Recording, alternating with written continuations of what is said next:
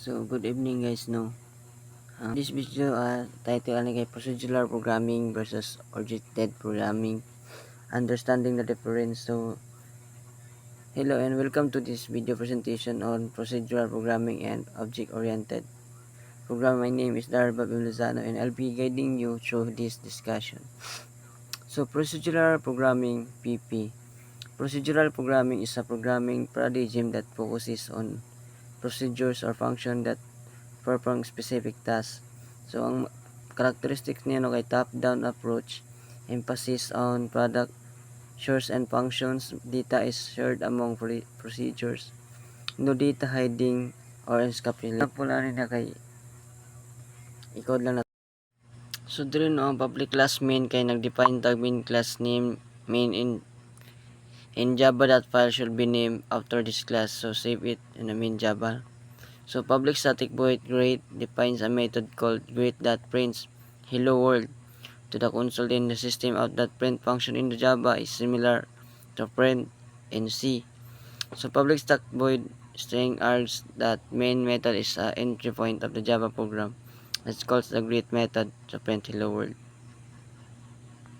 Object-oriented programming, OOP. Object-oriented programming is a programming paradigm that resolves around objects in classes.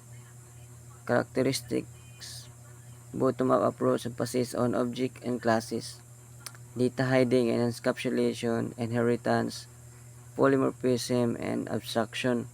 So, ang key difference ng nila no kay procedural programming, objective programming kay approach top-down, bottom-up, focus, procedures, function, object, classes, data, shared, encapsulated, and reusability limited high. So, ang principles sa OOP is encapsulation, abstract, inheritance, o polymorphism. So, implementation, example, we have